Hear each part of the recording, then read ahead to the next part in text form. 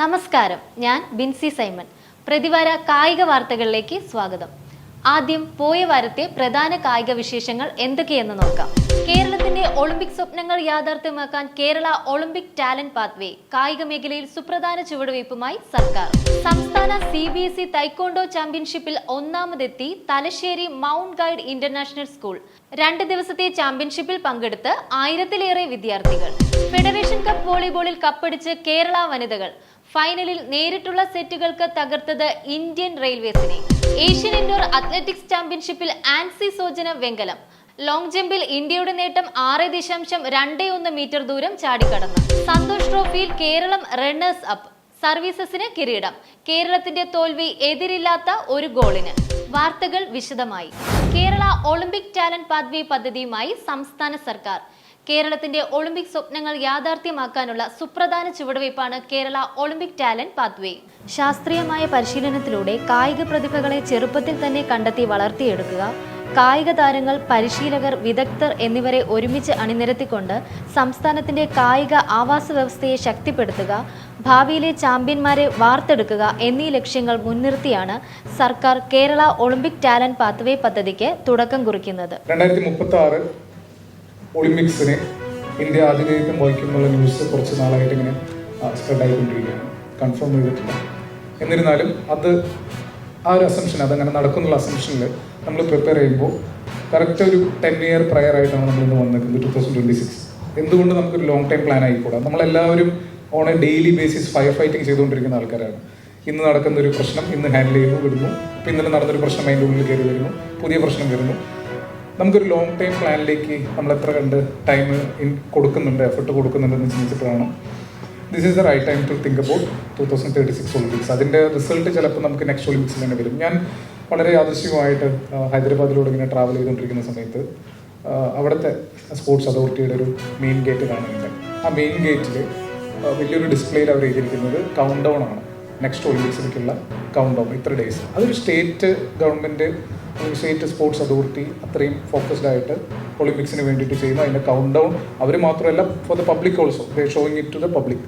ഇങ്ങനെ ഒരു dead line വെച്ചിട്ടാണ് അതോടൊപ്പം തന്നെ മെഡൽ ജേതാക്കളുടെ എണ്ണം കൂട്ടുക, ഇങ്ങനെ പല ലക്ഷ്യങ്ങൾ വെച്ചുകൊണ്ട്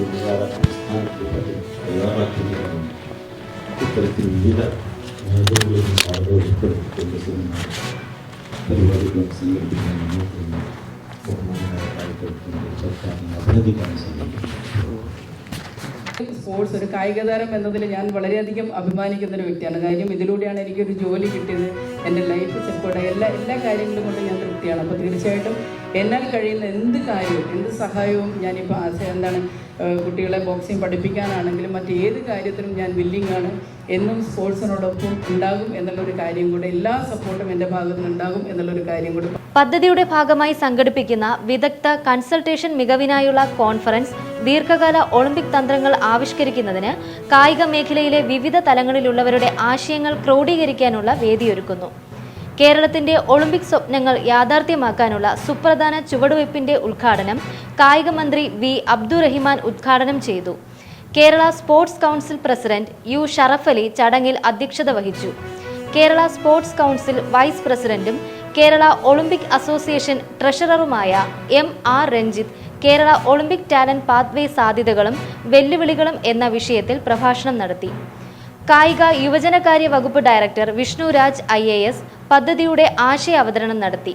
പദ്ധതിയുടെ ലക്ഷ്യങ്ങളെക്കുറിച്ച് കായിക യുവജനകാര്യ വകുപ്പ് secretary doctor Veena N Madhavan IAS സംസാരിച്ചു.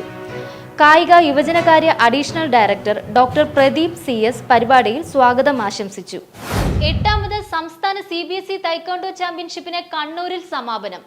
ഏറ്റവും കൂടുതൽ പോയിന്റ് നേടിയ തലശ്ശേരി മൗണ്ട് ഗൈഡ് ഇന്റർനാഷണൽ സ്കൂളിനെ മികച്ച സ്കൂളായി തിരഞ്ഞെടുത്തു. മാങ്ങാട്ടുപറമ്പ് 8ാമത് സംസ്ഥാന CBSE തൈക്കോണ്ടോ ചാമ്പ്യൻഷിപ്പിന് സമാപനം. Thalassery mount guide international school first best school സ്ഥാനത്തെത്തി. കാസർഗോഡ് ചിന്മയ വിദ്യാലയ സെക്കൻഡ് ബെസ്റ്റ് സ്കൂളായും തലശ്ശേരി അമൃത വിദ്യാലയ തേർഡ് ബെസ്റ്റ് സ്കൂളായും തിരഞ്ഞെടുക്കപ്പെട്ടു.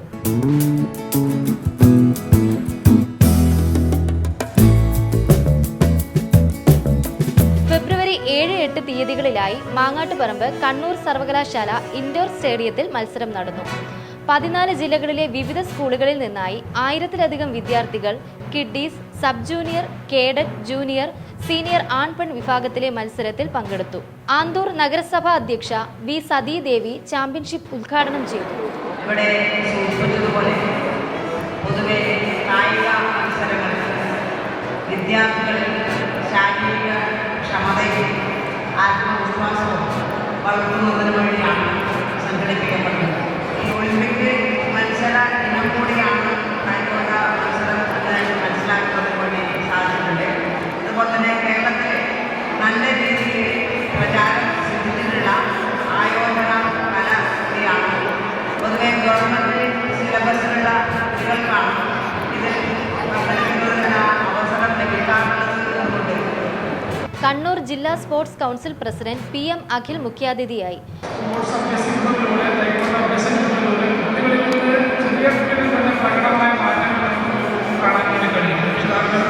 അവരെ ശ്രദ്ധിച്ചു കഴിഞ്ഞാൽ കുറെ കൂടി പരിശീലനത്തിലൂടെ അവരുടെ ശരീരഭാഷയും മാനസിക പ്രവർത്തനങ്ങളിലെല്ലാം പ്രകടമായ മാറ്റങ്ങൾ നമുക്ക് ശ്രദ്ധിക്കാൻ വേണ്ടി കഴിയുന്നതാണ്, കാണാൻ വേണ്ടി കഴിയുന്നതാണ്.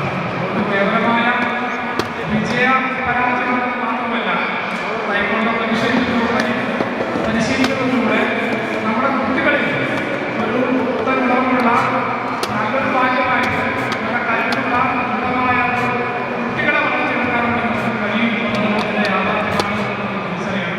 M. ദിവാകരൻ അധ്യക്ഷനായ ചടങ്ങിൽ സംസ്ഥാന സ്പോർട്സ് കൗൺസിൽ അംഗം doctor PP Bineesh, taekwondo association സംസ്ഥാന general secretary V. Ratheesh, taekwondo federation of India executive committee അംഗം B.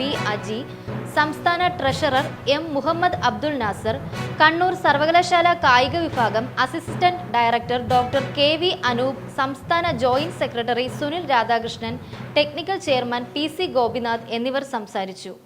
ഇന്ത്യൻ റെയിൽവേസിനെ തകർത്ത് 37ാം ഫെഡറേഷൻ കപ്പ് വോളിബോൾ കിരീടം നേടി കേരള വനിതകൾ. നേരിട്ടുള്ള സെറ്റുകൾക്കാണ് കേരളത്തിന്റെ സുവർണ വിജയം. ഫെഡറേഷൻ കപ്പ് വോളിബോൾ 37ാം പതിപ്പിൽ കേരള വനിതകൾക്ക് കിരീടം. ഫൈനലിൽ കരുത്തരായ ഇന്ത്യൻ റെയിൽവേസിനെ നേരിട്ടുള്ള സെറ്റുകൾക്കാണ് തകർത്തത്. സ്കോർ 25-22, 25-21, 25-22. കഴിഞ്ഞ മാസം ഉത്തർപ്രദേശിലെ വാരണാസിയിൽ നടന്ന ദേശീയ സീനിയർ വോളിബോളിൽ 2-3 സെറ്റുകൾക്ക് റെയിൽവേസിനെ തോൽപ്പിച്ച് കേരളം കിരീടം ചൂടിയിരുന്നു. ഇതടക്കം KP അനുശ്രീ ക്യാപ്റ്റനായി 3ാം കിരീട നേട്ടമാണ്. 2022 ഭുവനേശ്വറിൽ നടന്ന സീനിയർ ചാമ്പ്യൻഷിപ്പിലും കപ്പടിച്ചു. മലയാളി താരങ്ങളായ ക്യാപ്റ്റൻ ഏഞ്ചൽ ജോസഫും മരിയ സെബാസ്റ്റ്യനും അടങ്ങിയ റെയിൽവേസ് ടീമിന് കാര്യമായ അവസരം നൽകാതെയായിരുന്നു കേരളത്തിന്റെ കളി. KP അനുശ്രീ ക്യാപ്റ്റനായ ടീമിന്റെ മുഖ്യ പരിശീലകൻ ഡോക്ടർ CS സദാനന്ദനും സഹപരിശീലകർ PV ഷീബ, അഞ്ജു ബാലകൃഷ്ണൻ എന്നിവരുമാണ്. ബാബു പാലാട്ടാണ് ടീം മാനേജർ.